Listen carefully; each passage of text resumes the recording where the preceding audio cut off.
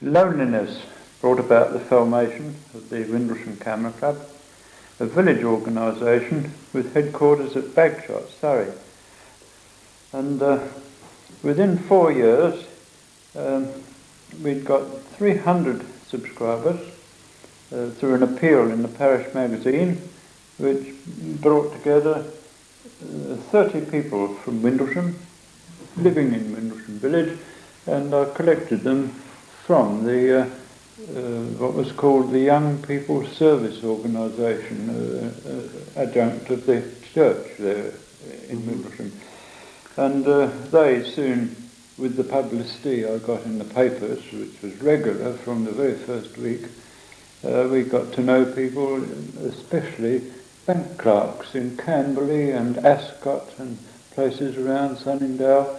And these bank clerks, I felt, were a very great useful acquisition to us, because they embraced within the club some intelligent people, so that new people who came in to look and see what we were like and whether we were worth subscribing to, they saw, well, there's a smattering of intelligent people, we might learn something from them, and they put their money down. So we gathered them. Well, within the first 3 months of the club, this is in June 1935, I took it into my head to approach the Duke of Connaught, who lived over the road in Bagshot Park, and asked him in a nice letter. I thought it was nice, and I suppose he did, because he responded. I asked him to be our patron, and he did. He wrote back within a week and said he'd be very pleased to be patron of this club, which he'd heard a lot about in the local paper. And from that day, we were made. We got a royal patron. And you were doing what at the time? I was a chauffeur. I was a chauffeur in private service, living at Bagshot, and my job as a chauffeur was Rolls-Royce and in court circles. I, of course, was in touch with all the royal family in some way or another, and one thing led to another. That was the romance of the club, you see. If you can get the interest of the royal family, and we did from the very first days, if you can keep that interest, and we did for 21 years, of course you've got the public watching you. Now, I might tell you here that why I individually, personally, why I set about starting a club in Bagshot was chiefly because I had made some progress in photography after a considerable number of years. Actually, I can say here that I learnt from my father when I was 8 years old. He taught me with an old box camera where it had 12 plates loaded up inside it, and they go down plonk plonk, one at a time. You see, until he'd done the lot. And he taught me under the stairs. I learnt in the old way when I was just 8 years old, back in 1910. And my enthusiasm for photography started with my father back in 1910. Well, it was still very lively enthusiasm at 1935, because only a month before I got my club together, I'd had a double-paid spread in the Amateur Photographer, for which they paid me 5 guineas. Just pictures of my little girl. She was age 3 at that time. I was very proud. I thought, well, what about having a photographers club in Bagshot, where I live? There's nothing around here. The nearest one is Windsor or Guildford. Nothing at Camberley, never had been. So I thought, well, I'll do something about this. So I sent a letter to the amateur photographer and asked him, how does one start getting a camera club together? So they sent me a leaflet, as they send to all inquirers, telling me to get in touch through a letter in the local paper. So I put a letter in the local paper. I also put a letter in the parish magazine and asked the vicar what he could do to help. He recommended me to call a meeting of the Young People's Service League, or go to one of their meetings and talk about photography and see if they're interested. From that date, we never looked back. We just piled up our members week after week. And what helped, or what decided that the club would take roots and progress, was the fact that I could write letters to papers. I'd always had that habit. I'd had many letters published and paid for. And I thought, well, the life of any club depends upon publicity. And I must write all about this club every week to the local paper. So I chose the Camberley News, and they were very kind and cooperative. They'd put in anything that I sent them, seemingly because it was sensible and about something new. And by August in the first year, 1935, they were giving us double column spreads of pictures of my members, people I'd got together, and they were giving me pictures. They published pictures from this first exhibition, and we had a bit of luck through contact through the church. What sort of membership did you have in those first in the very first days, we started with 30 on the books, and that 30, within the first 6 months, went up to about 90, and within 4 years of our beginning, we were over 300. Now, of course, that 4 years coincided with the international situation and the war. And the coming of the war, of course, made a terrific difference to the membership of the club. They just faded away. They had to go to the services, and meetings were difficult, blackout conditions and so on. So things were not so easy. But in 1937, only 2 years after we'd started, we had found a suitable headquarters, which is still the headquarters of the Windlesham Club, behind the chemist. At that time it was Todd, who had got several branches of his chemist shop at Bagshot, Camberley and Yateley, and he let us have his old premises at the back, which he wasn't using, for a peppercorn rent, £0.50 a week. Of course we jumped at it, and we spent about £50 laying a floor there and different things. Of course we felt it was a very useful thing to do, to make an old ramshackle premises habitable and usable for a big club like this. And he was helpful too. He was very cooperative. He put in the stock, sale return stock of papers and films and plates in the premises. And we had a team of our committee who each night of the week, they'd have a different night, they would do a duty.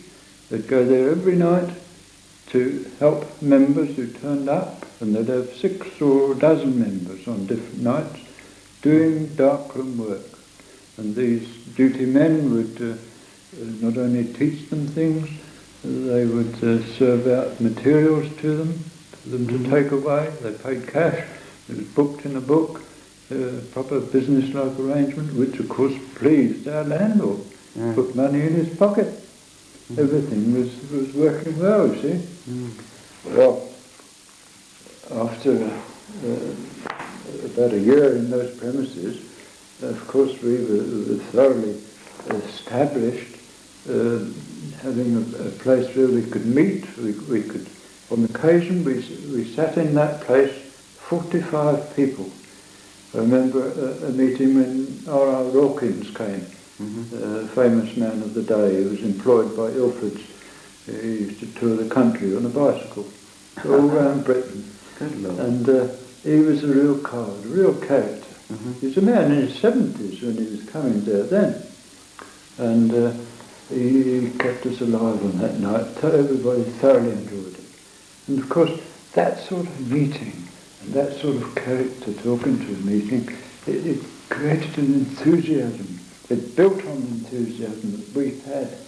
And of course, we made the best of it by our regular publicity in the press, and that built up. More members than ever, you see, kept coming in through the publicity. It was a real snowball affair. Muller, he was the very first man with me. He came in the first fortnight. Who was that? Muller. Oh, Harold Muller. Yeah. And his idea was this, let's have an exhibition straight away. He says, so I said, well, I've got some ideas. I said, I've been round the London exhibitions, especially the Cripplegate, City of London and Cripplegate exhibition, where they've got a style of putting up their pictures on Hessian canvas with very long 3-inch pins. That was very effective. And in fact, I would like to adopt the idea for our exhibition and perhaps improve upon the way they do it. So he said, well, we've got some money in the kitty, let's buy some Hessian and some pins. So I went off to London in the lunch hour one day when I was up there and bought a few gross of these blanket pins, they call them, and we had a huge stock of them. Plenty of canvas too, which we were able to buy at 2 shillings a yard. Present day prices today, 67, are 5 and 6 shillings a yard. You see, that's the difference. Well, we got our exhibition going, and the very first exhibition was a 4-fold leaflet, and it had got 150 prints. Of course, the stuff we put up for this first exhibition, compared with what is shown today by the same club or any club today, is nothing, no comparison with it. But it had people. It had people putting prints in like Major J.T. North. Now, he was a big bug at Lightwater. He was the sort of Lord of the Manor of Lightwater. He's a very wealthy man. And he was a wealthy man who spent his money on photography. He had a wonderful darkroom, everything you could possibly want, and because of his enthusiasm for the club and photography, he invited us there to a President's Evening in the first year. Of course, we filled his premises with about 50 of us, and he gave us a damn good supper, with all the best, and an evening in his darkroom. We used to take turns in going into the darkroom so we could get in, you see, and have demonstrations. Well, anyway, we started off after the war in 1947 with this exhibition, which was opened by Lady Patricia Ramsay, who is the daughter of the first patron of the club, the Duke of Connaught. 1946 that was, wasn't it? Yes. Now, her father, Duke of Connaught, he actually died in 1942, and I was very honoured then because I had an invite from the court to go to his funeral at Windsor in 1942, representing Windlesham Camera Club. Now, I was very honoured to have that, and so was the club. And so she opened the first exhibition after the war. And ever since after the war, we've kept on every year afterwards in a full fortnight show. And every show has increased in number of pictures hung. It had increased support from photographers all around the world.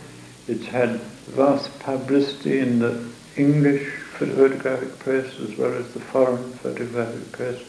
And it brings us to a record of 1937 where Windlesham Camera Club was put in the American analysis of leading photographic exhibitions. We were put 11th place among 80 salons. Now that was only in 1938, in our third year. That was very great. Now, the analysis that went on after the war, up until the 20s, up until the 50s, of course, increased our position. We were 4th in the 80 salons of the world, 80 leading salons. That was Windlesham Camera Club. Within a year, we had decided that we must be independent of this Camberley news. We must have some better publicity than they can give us. And so we bought ourselves an Adana printing press, which I, the secretary at the time, was willing to use and did use for many years. And we started off by printing our own journal, a single sheet first of all, which developed eventually into a 16-page paper. And I've got every one of them here complete still. This is our first sheet, which I printed on our press, and as we went on it got better and better. My amateur way of printing, you see, it developed into something better. We were even publishing pictures. I remember Percy Wiseman, get back about 1955, he was commenting in the club one night, and he says, haven't had the bulletin this week. What's happened to it? Well, I said, I posted you one along with the other people. He said, I do miss it. He said, I always look for that on the Monday morning of the week it's due, because it's such good reading at breakfast time.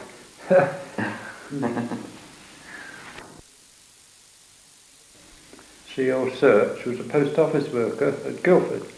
He was a member of our club, and because he was a member over the period of this two-town affair, he organised that exhibition, and he also in the past organised the exhibition which the Princess came and opened at Camberley. Now that was quite an enterprise, and it showed his ability for organising, in that I, the secretary and organiser of the exhibition, was entirely absolved of all the responsibility of what he undertook to do, and his undertaking was that he would issue by ticket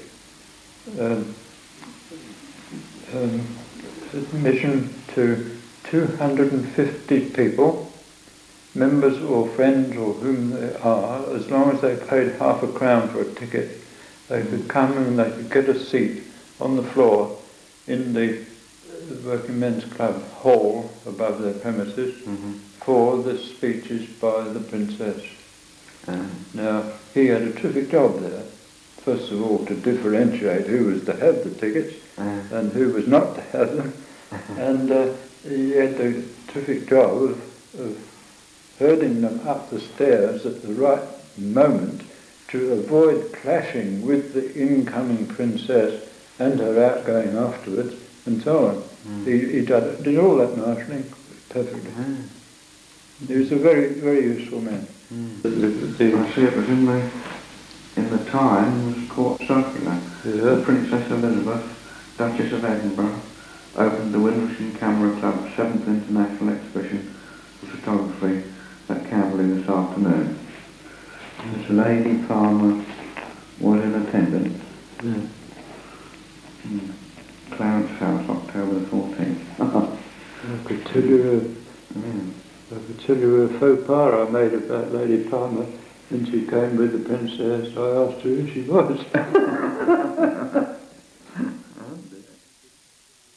I mustn't forget to mention the very great honour Windlesham was paid in the Princess Elizabeth, when she came to live at Windlesham Moor, when she agreed to receive the entire committee of the club in 1955 in her house, or in her grounds, and giving them the opportunity to bring their cameras and make all the photographs they wished of her. Marvellous opportunity, wasn't it? Now she agreed, and of course our president at the time happened to be the Lady Catherine Mead, my employer, who was also in the past a lady-in-waiting to her mother. See, you were living at Hall Grove then? We lived across the road, Hall Grove, and so of course Lady Catherine Mead came and introduced the committee to the princess, and it all went swimmingly.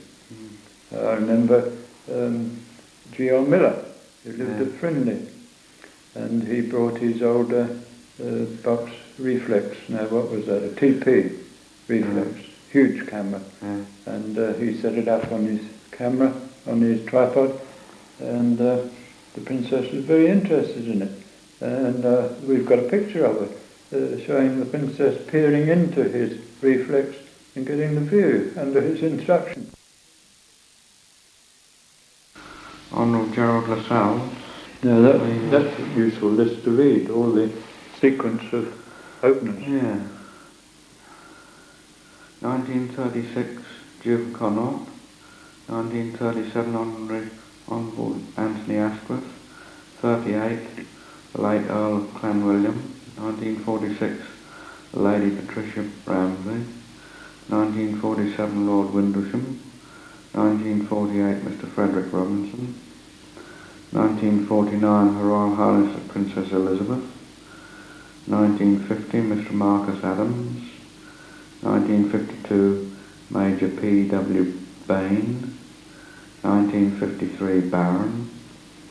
1954, Sir Eric Conran Smith. 1955, General Sir Robert Haney. No club in Britain has a history such as that of openers.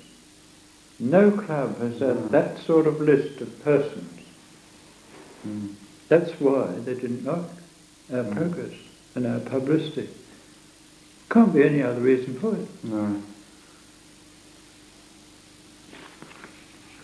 Now, of course, me leaving Windlesham, I had to resign from Windlesham when the committee decided that they couldn't anymore afford either the money or the time to put on these rather super exhibitions. Everybody agrees that they were super exhibitions. They were comparable, if not better, than anything in London. And being that, of course they meant a terrific lot of effort besides money. Now it happened that our sort of setup was a voluntary one. All our members did their work absolutely for nothing. They were pleased to do it until it came to a point. And that point, of course, was crossed when we became so big, our effort became so large that we needed a really good, strong team to put it over.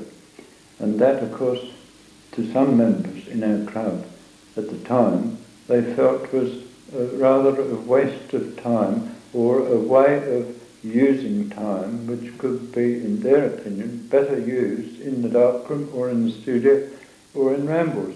And therefore they, as a committee, decided that they wouldn't run another international exhibition. Of course, there was no way of arguing that. They had made the decision, and because it was against my opinion as an organiser of the exhibition, I just had to resign, and I did. That was the end of it.